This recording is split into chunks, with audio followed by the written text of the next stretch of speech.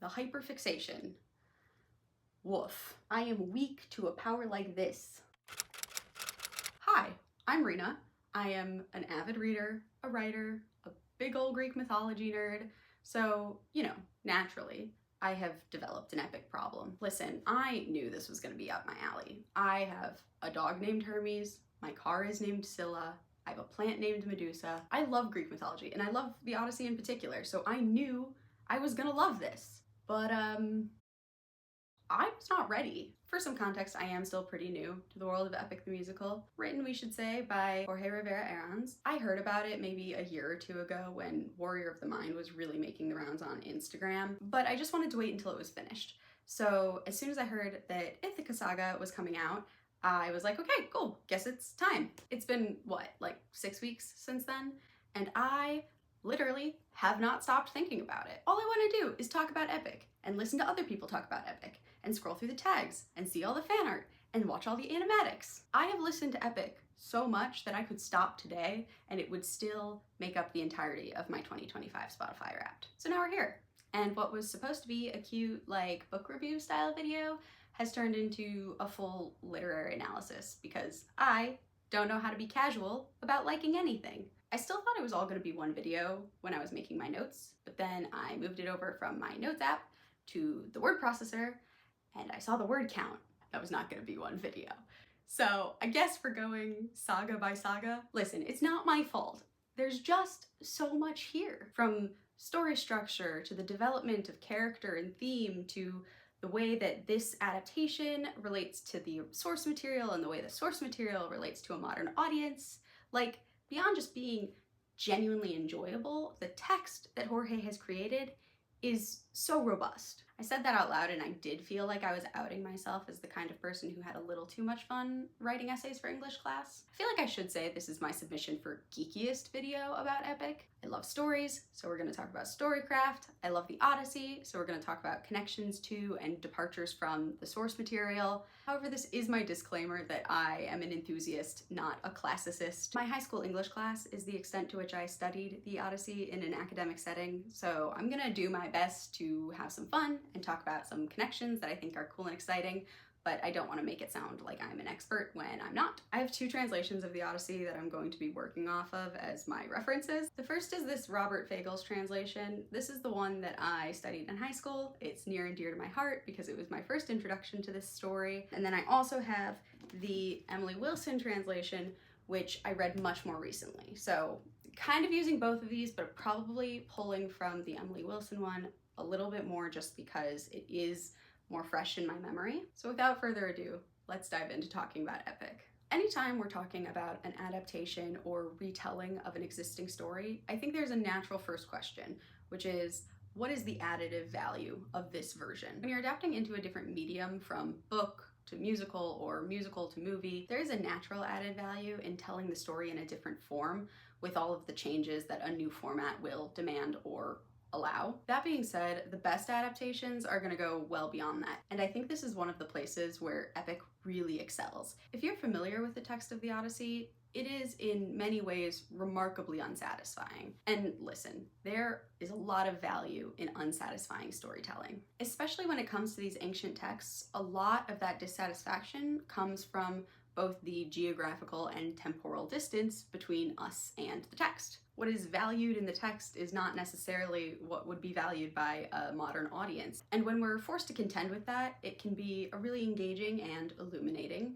reading experience. However, sometimes it's so nice to just have a great story. And to me, that's what Epic brings to the table. It stays true to the heart of the source material, but doesn't shy away from making changes or extrapolating for the sake of these really well-defined character arcs that drive the story forward with incredible pace. It's engaging, it's emotionally evocative, it's entertaining, it's so good it makes me a little bit mad. While there are a lot of changes made, creative liberties taken, there are also some really cool connections to the source material. I want to talk about most of those as we work our way through, but just on a really fundamental level, like, the Odyssey is part of an ancient oral storytelling tradition. These poems were performed out loud long before they were written down, and they weren't canonized until centuries after we think they were probably written. The Odyssey was meant to be performed, it was meant to be sung. So just on the face of it, having a version of this story that can be performed, that you can sing along to me that's a very cool homage to the original text and the way that it was supposed to be enjoyed. The other piece that really ties into the oral tradition is the use of epithets in the original text. If you're not familiar, across oral storytelling traditions, you'll find these phrases, descriptors that are attached to different people or places or phenomena that repeat every single time you hear about a given thing. So in the Odyssey, Dawn always comes with her rose-red fingers. Odysseus is wily Odysseus, or clever Odysseus, or much enduring Odysseus. We have thoughtful Telemachus and gray-eyed or bright-eyed Athena. Ships are always swift and black. And what separates these out from being just descriptors, just adjectives, is that they remain the same no matter what's going on in context. So you'll have thoughtful Telemachus even in scenes where he maybe doesn't seem like he's being very thoughtful. There are a couple different reasons these epithets are so important to the oral tradition. They are mnemonic devices for both the performer and the audience. They help maintain the meter of the poetry. They can give the performer some extra time if they're composing on the fly. It's a hugely important cornerstone of this medium. So why am I talking about all of this? Because in epic, having different instruments associated with different characters, having these beautiful musical motifs that connect us to different ideas or themes or people throughout the story, to me, that's such a wonderful echo of these epithets that are such an iconic staple of the oral tradition. And the idea of having these leitmotifs, it's not like it's novel in musicals, but I think the use of it in this musical is so smart and so effective. On a different level, it's also so smart because we move through so many different places and meet so many different people throughout this show. So having these kind of anchor points really makes the whole thing feel so cohesive, even as we travel through all of these strange lands of gods and monsters. And here's the thing with adaptations or retellings as well. If you have these really great, strong connections to the original text, it can go a long way towards making your audience receptive to any other changes that you make. And with that thought in mind, let's talk about the Troy Saga. First, let's just start by saying the hardest things to write are your beginning and your ending, and epic is a masterclass in both. The craftsmanship behind the Troy Saga is immaculate. It immediately gets us engaged in the conflict, immediately reveals so much about our main character in a way that really makes us empathize with him. It reveals a ton about our primary themes, and I was on the edge of my seat within like 3 minutes, which is a huge accomplishment. We do have to go back to the Odyssey for just a second here. There are some structural elements throughout epic that are presented differently from the original text, but are very cleverly crafted to sort of function similarly. And we get the first example of that right at the beginning with this choice to open with the end of the Trojan War. One thing you'll always hear people talk about if you study the Odyssey is how it famously starts in medias res, in the middle of things. In the Odyssey, the story kind of picks up between Wisdom Saga and Vengeance Saga, where Odysseus has been on Calypso's island for 7 years.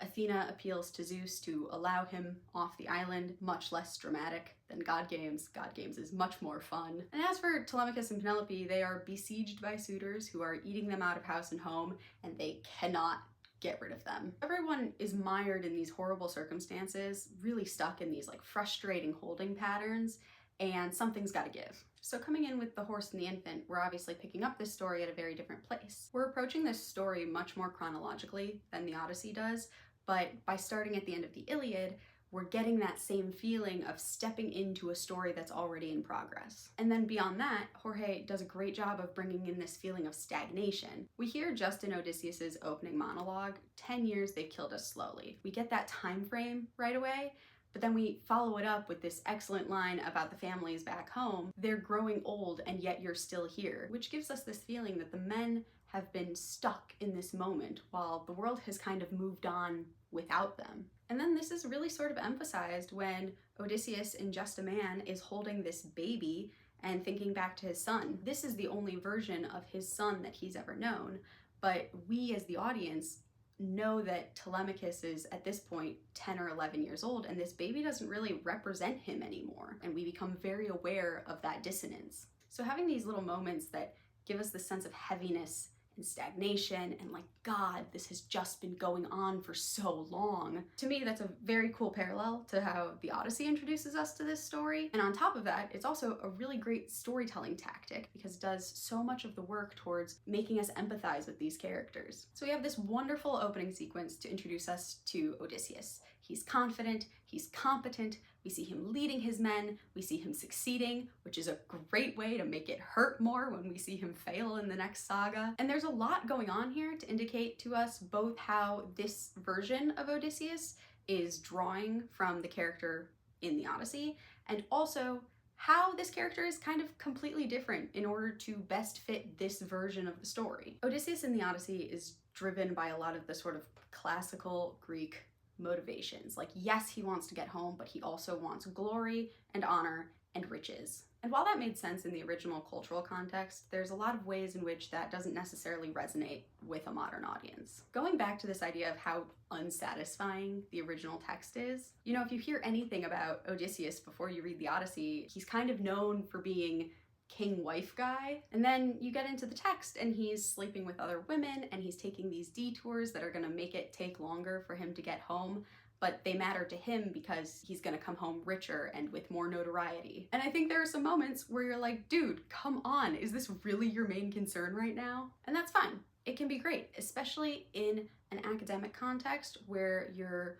really putting the work in to understand where this work comes from, the cultural values that it references, and how this story has been considered differently throughout history. But it is a major element of the Odyssey that I think can be disappointing to, let's say, the modern casual reader.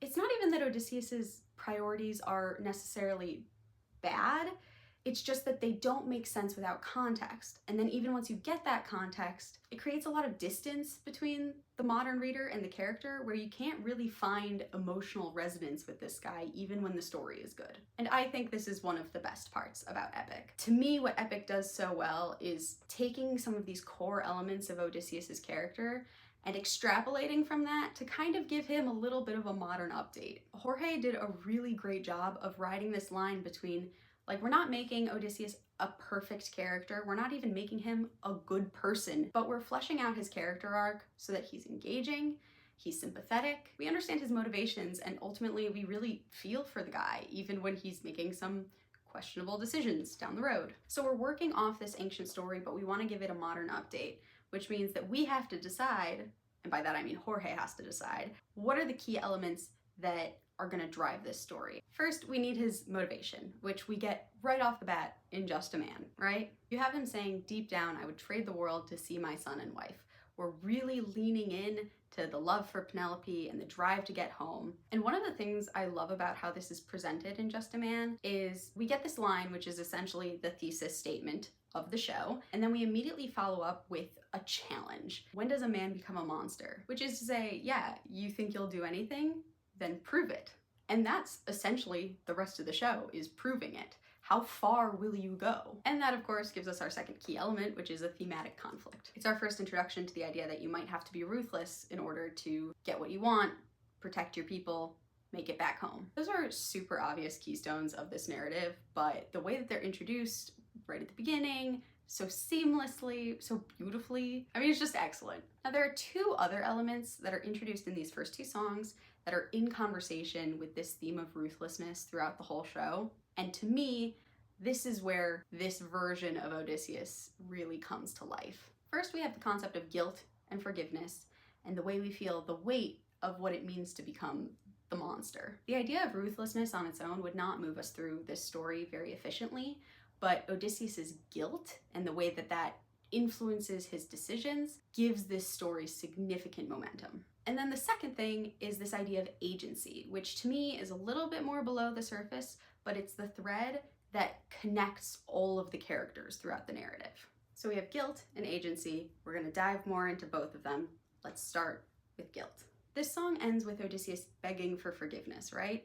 And it's kind of interesting. My question is, who is he actually asking for forgiveness in this moment? Is he addressing the child he's about to kill? Is he, as a parent, thinking of dead Hector and imprisoned Andromache? Is he aware that he's being watched by his crew and he's asking them to still trust him even after they see him do this monstrous thing? Is it just a manifestation of his own personal guilt, and he's so horrified by what he's about to do that he has to say this out loud? This moment is so important because we're introduced to the final key element of our story. We have our motivation, we have our thematic conflict, and now we get our hamartia, our hero's fatal flaw. In my mind, this is one of the major departures from the source material, and it's so good. It's perfect, because this is what makes epic its own story instead of just a new version of a story we already have. In the Odyssey, Odysseus's fatal flaw is hubris, or his pride. Or as Madeline Miller writes in the Song of Achilles, our word for arrogance that scrapes the stars, for violence and towering rage as ugly as the gods. Which I just had to share because I love it so much. And elements of Odysseus's pride and all the ways it gets him into trouble is still definitely present in epic. I'm definitely not saying we got rid of it, but it isn't the main driver of conflict in the same way. The principal moment of hubris in the Odyssey is when Odysseus doxes himself, giving his name away to Polyphemus. And I want to talk about how that moment is constructed a little bit differently in epic, but let's wait till we get to Cyclops Saga. So for now, I'm just gonna say, in my opinion, and I do not think this is a super hot take, guilt far supersedes pride as Odysseus's motivating factor in epic, and that gives us a really different read of this character. This is the piece that brings us into conversation with ruthlessness, with the monster, which just takes us to insane places later on. This is the element of the story that precipitates the moments that had my jaw on the floor, that had me calling up my friend, like, I need you to listen to this right now because I need to talk about it immediately. Excellent stuff. But let's not get too far ahead of ourselves. We're still in the Troy Saga, and we're shown right away how this guilt is going to propel us through the story. We go from just a man into full speed ahead, which, by the way, after all of that heaviness and stagnation in Troy, we come in with these ocean waves, the percussion, the chanting of the crew. You just feel like you could take a deep breath of all of that fresh air. It's like a breeze on a hot, sticky day. It creates such delicious contrast. I love it. We have this interaction where Eurylochus sees the island and he says, we don't have time to waste, let's raid the place. And Odysseus's no, in that low spoken tone, is doing so much heavy lifting. In just that one word, we're seeing his reaction to the idea of more violence and how that reflects all the guilt that he's still carrying from just a man. And just like that, we set up the necessity for a song like Open Arms. To me, the key line of Open Arms is Polites saying, whatever we face will be fine if we're leading from the heart. Because to me, that sounds like Polites granting the forgiveness that Odysseus was looking for at the end of Just a Man. He's saying, yeah, we did horrible things in a horrible situation, but if we can continue on from this moment with the best of intentions, we can be forgiven for the horrors of war or whatever. It's easy to read Polites as a kind of naive character in epic with this open arms mentality, but I think it's important to remember that Polites was just at war with Odysseus for 10 years. He's also going through a lot of the same things, trying to figure out how to cope. Ultimately, this song, to me, is Polites answering the question at the end of Just a Man. When does a man become a monster? Polites says, not yet, bro. This is a side note, but I did want to mention, if I'm not mistaken, Polites gets exactly one mention in the Odyssey. It's when the crew is on Aeaea, which is Circe's island. The line he gets is translated by Emily Wilson like this. Then Polites, most devoted and most loyal man, a leader to his peers, said, he has some text. So then, out of curiosity, I checked the Fagel's translation, and he writes, Polites, captain of armies, took command, the closest, most devoted man I had. And I love how they're so similar, but so different. And this is the joy of translated works and of having multiple versions of a translated work. You can see how you could get both translations from the same words, but they're totally different vibes. The Wilson translation is so personal. He's devoted and loyal, a leader to his peers. It really gives you the impression that this is a guy who is well loved, he's looked up to by others. It's very warm and intimate and interpersonal. And then in the Fagel's translation, captain of armies, took command. Polites is really highlighted in the context of his competencies. So I just love that. I love both versions. It's a great reminder that all translation is interpretation. But back to the point. We have this guilt, we have this forgiveness offered by Polites, and this is such a powerful storytelling mechanism because Odysseus's ultimate choice to go down the path of ruthlessness, to choose the monster, means a lot more if we had the opportunity to see the alternative and understand the forces that are creating resistance to choosing it. Polites shows us this brighter future with the open arms approach, and right at the end we have this moment where we hear Odysseus consider hesitantly maybe he could take this option, and then Athena comes in with Warrior of the Mind. And this song has big sorry but my mom said I can't energy, which does bring us all the way back to the other key element from The Horse and the Infant, which is agency. This is the other major player in this show, and to me, the way that it operates is so interesting. In The Horse and the Infant, we really have Zeus just pop out of nowhere, right? And that really primes us for the idea that the gods are kind of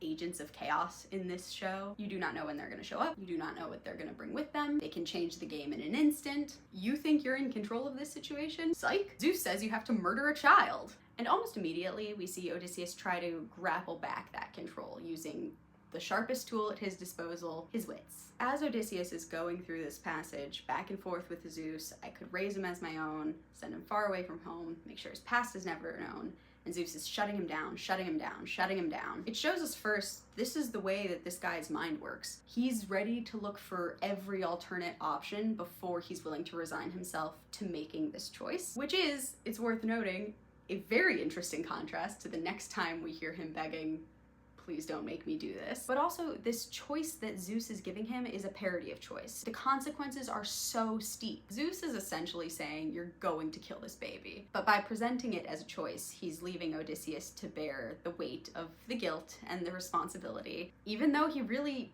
doesn't have a lot of control over this situation. And that is going to be deeply uncomfortable, especially for this character who is in a position of power among mortals, and who historically has been able to weasel his way out of situations using his wits. Then that's played out further in Warrior of the Mind. This is unrelated, but to all of the fan artists who draw Odysseus with a super gnarly scar on his leg from the boar, I love you, thank you for your service. I would like to place a smooch directly onto your brain. Athena has this line right at the beginning where she says, I see you changing from how I designed you. And I'm sorry, we do not talk enough about how menacing that is. It's such a good line, but the idea that if you asked Odysseus, he wouldn't even know how much of him is himself and how much of him is the way Athena crafted him to be is wild. It gives you this sense that Odysseus, for all that he seems like he has power and seems like he's in control, we find out in this song that Athena has been part of his life for a very long time. And in that sense, he maybe hasn't had as much agency in his life as he thinks he has. It's already tying in very closely with this idea that Odysseus is going to have to make this choice between ruthlessness and mercy, but we're already starting to question how much of a choice he actually has, because there are these enormously powerful forces at work. And yes, he should take responsibility for his choices and actions throughout the show, but we can already see how this power dynamic is going to force him into uncomfortable situations, and he's maybe not going to be allowed to make the choices that would be comfortable, would be what he perceives to be right or good. At least not if he wants to make it home. And all of this is just the introduction, and there's already so much here. I have been filming this for longer than I'm willing to admit, and I already feel a little bit crazy. So I'm gonna wrap it up here. I am gonna send us off with just a little tidbit that always makes me laugh. If you're watching this, I'm going to assume you've seen the video of Jorge correcting the misheard lyric in Warrior of the Mind. It's well done, enlighten me, not well done, you lied to me, which is what I heard at first. But in that video, Jorge is like, it is hilarious to imagine Athena just being like, great job, you're a liar. Well, I am here to inform you that great job, you're a liar is canon in the Odyssey. In Book 13, Odysseus finally makes it home to Ithaca, and in a kind of convoluted sequence of events, Athena casts a mist over the island so he doesn't recognize it right away. And then Athena appears to him disguised as a shepherd and breaks the news that he's finally in Ithaca. When Athena, as the shepherd, asks who Odysseus is, he lies and says he's from Crete. To which Athena responds, you clever rascal, so duplicitous, so talented at lying. Tell me that doesn't sound like, well done, you lied to me. Every time I hear Warrior of the Mind, it just makes me laugh. And at last, that is all I have for you today. If you made it this far into the video, thank you. And also, I'm glad to know we're the same kind of weird. If there's anything that you disagreed with or read totally differently, I would love to hear about it. If you can't tell from the fact that this video exists, I'm dying to talk about Epic. This is a brand new channel, so I think I'm supposed to say subscribe? I am gonna be making a Cyclops Saga video soon, if that's something you would be interested in. Over and out, I guess.